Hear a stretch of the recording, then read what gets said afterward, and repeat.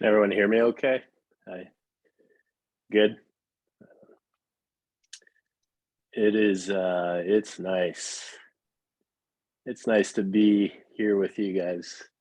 I miss this quite a bit. And I was sort of, I was thinking about you guys and Dallas in general this last week. Seems like you guys have been getting the yearly winter apocalypse that happens for a few days every year, and the whole city shuts down, and everything falls apart. It's quite crazy, I think. And I remember a few years back, um, this was coming, and my neighbors in Dallas were like, "Hey, you grew up in Wyoming. It snows there. What do we do?" And I think the forecast was calling for like 2 inches of snow or something. And I was like, "What? What do you mean? What do you do?" Um, and they're like, "Do we need to like uh, open our cabinets or winterize our pipes or what do we do?" And I was like, "You don't do anything. Like 2 inches of snow, um, it's nothing. So you don't do anything." And I guess I didn't really understand like the Texas power grid or any of that sort of thing at the time, because it turns out you got to do stuff when you live in Texas and it snows 2 inches, and all kinds of people lost power. My neighbor's house caught fire.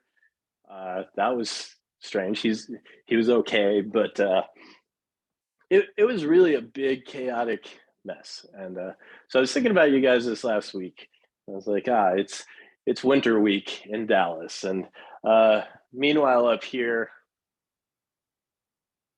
most days I've had to shovel. I'm in Montreal now, and most days I've had to shovel several inches of snow off my car just to get the kids uh, to daycare, and putting them in their little winter outfits. It takes a long time, and it takes a longer time because they're 4 and 2 and 1, and uh, they don't want to put on their hats and their scarves and their boots and their coats and whatnot. And I think one day here, Bobby mentioned a newsletter, Arctic wind blast or something going on here, and it was like minus 20 Celsius, and I don't even know what that is in Fahrenheit, but it's cold. It was quite cold, and um, meanwhile Montreal just kept going. Uh, Not a single thing shut down. The kids still went to school. Nothing changed, um, and it got me thinking about.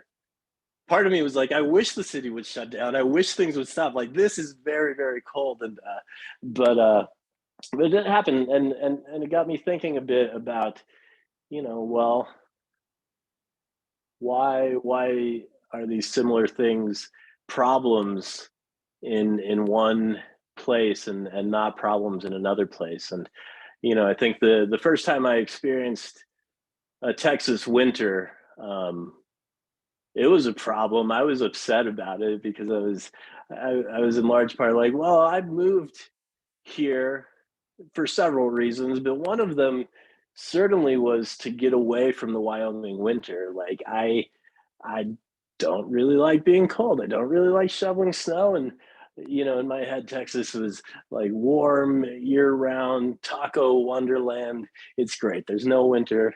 It's the best. And so the first Texas winter, I was a little bit bummed out. And fast forwarding a few years to moving to Montreal in November, and I think we unpacked the U-Haul truck, and 5 days later, first snowstorm of winter, and it was big. And uh, I wrapped up all the kids. I took them outside, and I saw a bunch of other kids, and just pulling sleds up and down the alley, and families out playing, and everyone was pretty happy.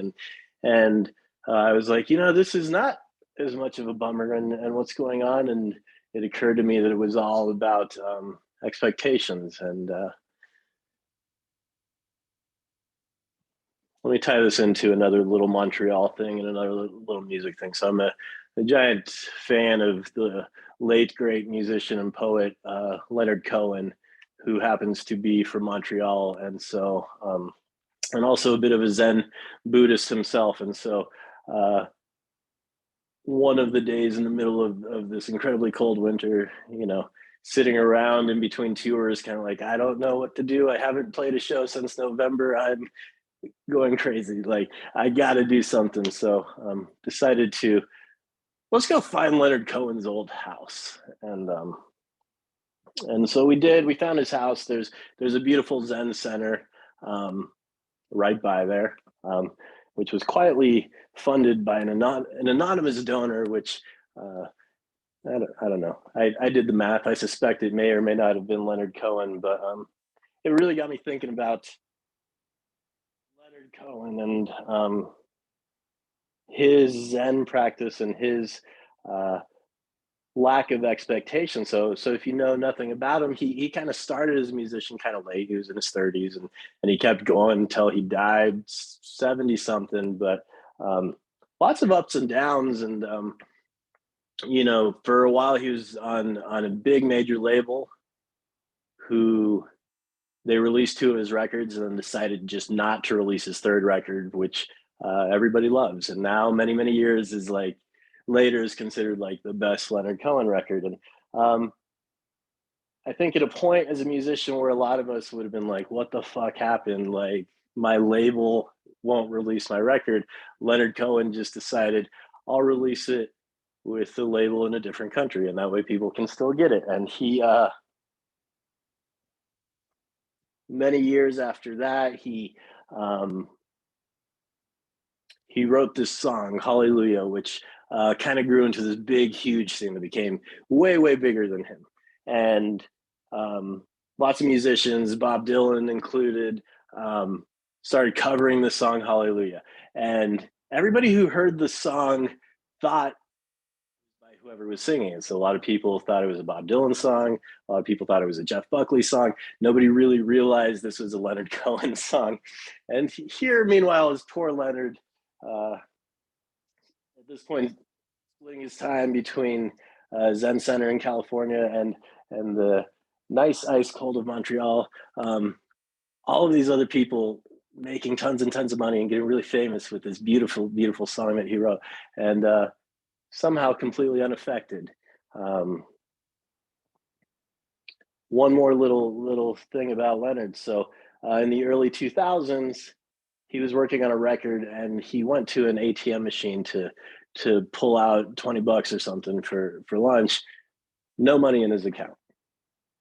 And he's like, this can't be right. I'm Leonard Cohen. I've sold hundreds of thousands, if not millions, of records. What's gone on? And it turns out that he had given some power over his finances to his assistant, who drained the entire account, sold all the rights to all of his back catalog, and essentially his entire estate. So, again, I think a point where many of us and musicians,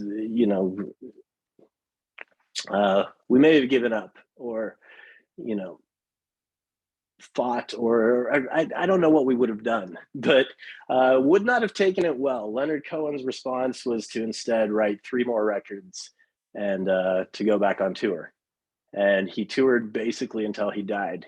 Um, and and when I really think about him, and I think about uh, the great lesson of all of these sort of hardships that Leonard Cohen faced in his career, um, and I think about my own career as a musician, and the great number of ups and downs that we've had, I think that the big lesson is, in this particular field, you kind of have to have very little expectations, if any at all. And I think that that's why Leonard Cohen was able to keep going forward. Like, he never expected Bob Dylan to like his songs. So people think it's a Bob Dylan song, fine. Leonard Cohen is just happy that somebody likes it. He never expected to make money playing music, so all of his money gets stolen, fine. He never expected to have money from it to begin with. And I do think he spent 6 years studying at Mount Baldy Zen Center in Montreal, and certain or in California, and certainly this must have impacted in some way. But I can think back to myself, like how do I show up, or what do I bring? What expectations do I bring? And in Buddhism, you learn very quickly the first noble truth. We're told life is suffering, and a lot of us are kind of taken aback, like, what the hell? Like, this philosophy is a bummer. But when you dig just a little bit deeper, you realize that the entire purpose of all of this is a little bit to shake up our expectations, and to make us aware of how we're showing up, and what we're bringing. So if we if we expect that life is going to always cater to us, and that things should be a certain way to be fair or nice, or that we need things a certain way to be happy, if that's how we're showing up, we're going to be constantly disappointed, and we're going to be constantly miserable. And instead, if we kind of show up with this expectation of life is suffering, bad things are going to happen, it doesn't hit us or affect us quite the same way. And instead, if we work on showing up with no expectations at all, and instead sort of just being present with what is, we're often blessed to find that the present moment is pretty okay most of the time. And a lot of times it's actually really beautiful and really wonderful. And in fact, some might argue that all of the time it's actually really beautiful and really wonderful. But again, the way that we're showing up, the expectations we bring with us. And so, I can think about this in my marriage. I can think, so in my life, I'm sort of, I have an idea, let's see it through. Or there's a problem, let's solve this and fix this. And so I'm somewhat of a doer, I guess. And I've noticed over the many years I've been with my wife that a lot of times that's not necessarily what is needed, or what she needs. And so if I'm always showing up with I'm the solutions guy, or I'm the fixer guy, like, you've got a problem, how are we going to fix this? I'm bringing a lot to a situation that can overcrowd it, and can cause a lot more problems than that weren't there to begin with. And in fact, a lot of times it's much more useful to just kind of show up and listen, right? Um, we read something somewhere on the internet where people read things now, and it was along the lines of, like, you know when your spouse shows up with a problem, consider asking, would you like comfort or solutions?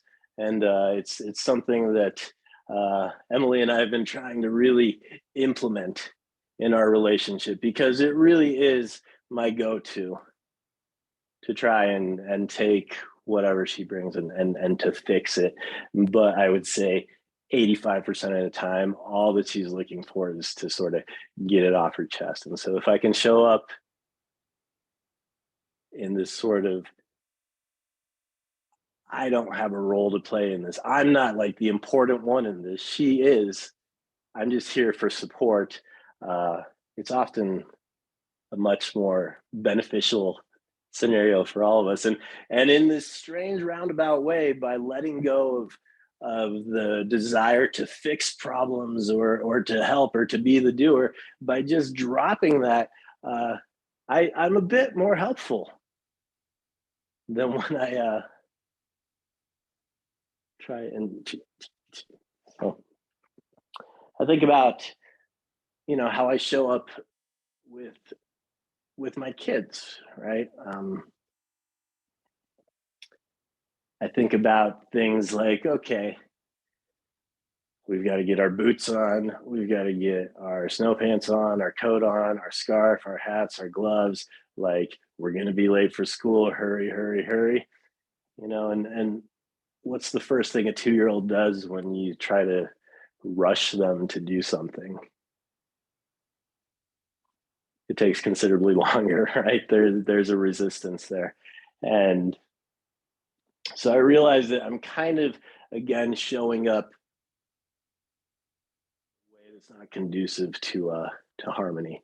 And instead, if I show up a little bit earlier, give them a little bit more time, and show it up, show up with like, hey, what are we going to do at daycare today? Like, do you think your friends are going to be there? And try to make it a little less, this is a chore we do so we can get to where we're going, and more like, having this moment together, we're getting our boots on. Isn't this kind of fun?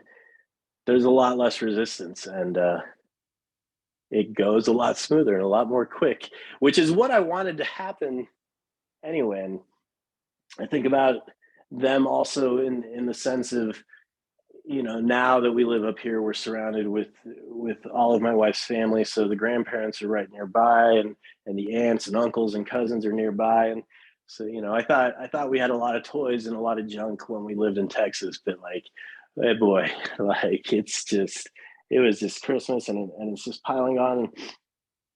And kind of going to Christmas with like, well, I got to get like the present that Nolan is going to be the most stoked about, because I'm his dad and he's my dude. And like, if we just get the right Spider-Man thing, he's gonna, I'll be the hero dad, and it's gonna be great. And but I know that to be an illusion, right? I know it's not real. And I know, over the last 4.5 years of my life since becoming a parent, that my kids do not give a shit whether we're playing with toys or whether we're playing load the dishwasher with dad.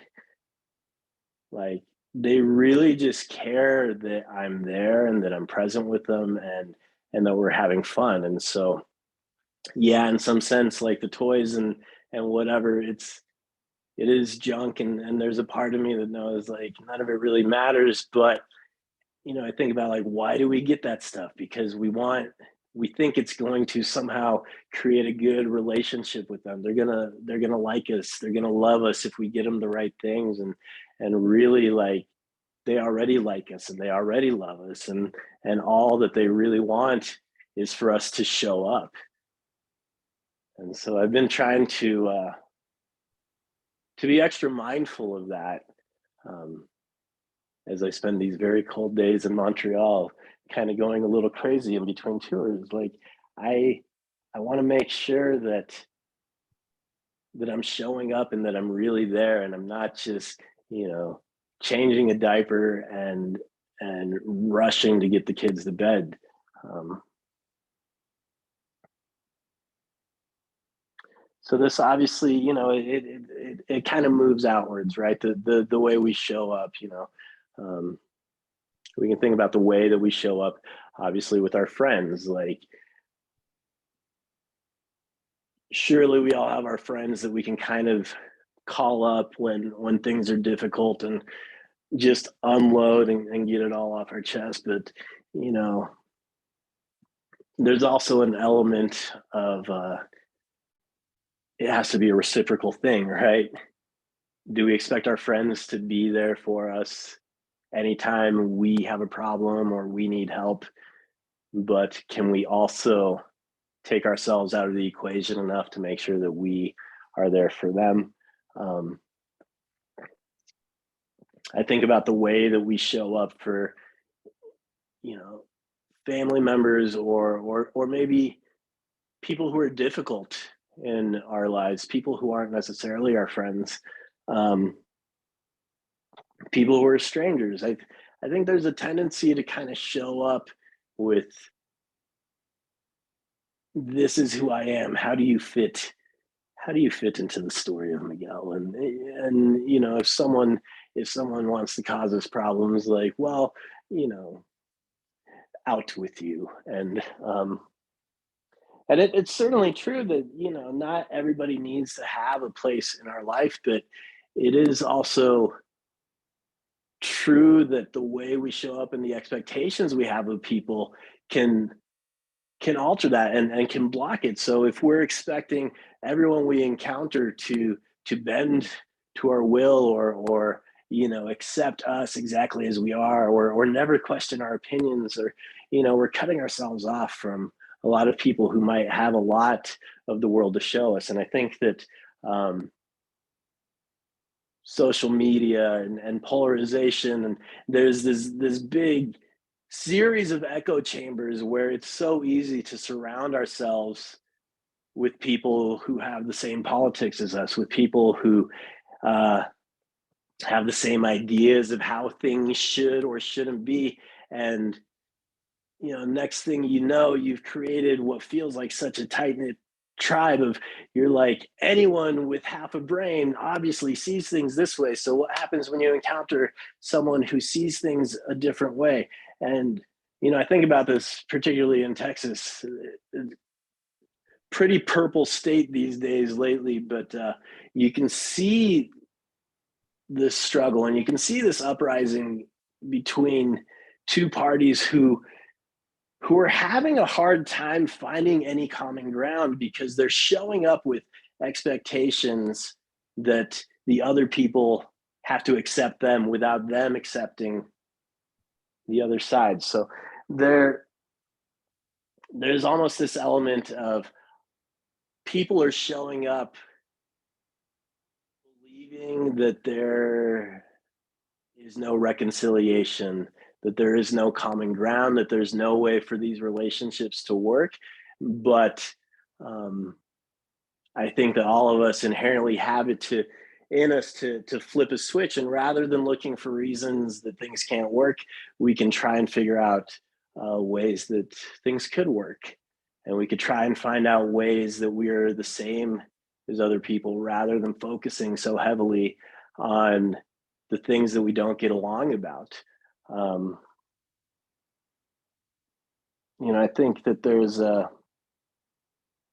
long road ahead, and I think that there's a long road ahead in Texas and the United States and the world, and um, lots of big, um, complicated issues, and a lot of them literally issues regarding life and death. And um,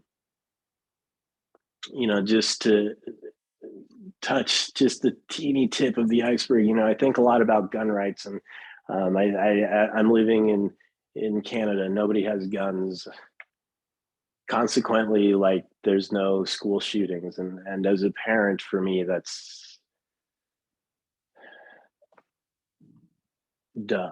Whatever it takes to not have school shootings. But at the same time, all the years I spent in Texas or Wyoming, I've encountered a lot of people with a very different view on guns, and people who, um, it's in their blood and it's in their bones that they believe that they have certain rights, and that it's not up to anyone to interfere with it. And so over the years, got in quite a few arguments over that particular issue. But at some point, through many, many years of practice and many relationships with people who I knew the relationship to me was more valuable than whether or not we agreed on this point, I came to realize that these people also don't want kids to get shot at school. Nobody wants that to happen. And these people also have people they love. They value life. They just have a very different way of understanding or thinking what the path to that is. So rather than thinking like, me and all of my friends have the solution figured out and you guys are just a bunch of dum dums, um, perhaps it's useful to show up with in Buddhism we say it all the time, beginner's mind, and to ask myself, like, who the hell am I, and why do I think that I know anything? Why am I so convinced that the way I see or understand things is right and the way they see or understand things is wrong? And it's such a primal human instinct. um, It's a mechanism of the ego to want to survive and to want to be right and to want to be good. We somehow think that if we do the right things, say the right things, act the right way, that somehow we will prove to ourselves and prove to others that we are good enough. If we show up in the right way, we will be good enough and everyone will know that we are good enough. But we spend so much time, I think, trying to be good that we miss out on a lot of opportunities to actually just be present and realize that our inherent nature is good and that inherently life is good and that all beings on some level are good. And so we can spend our entire lives trying to be good. The problem wasn't ever that we were bad. And so for me, that's been, I think, kind of a lifelong thing. And I'm sure I'll be returning it over and over and over and over till one day the Buddha switch flips and I'll be like, aha, here I am. Um, Probably not, but um, I do believe in inherent goodness, and and I do believe in showing up as a blank slate as best we can,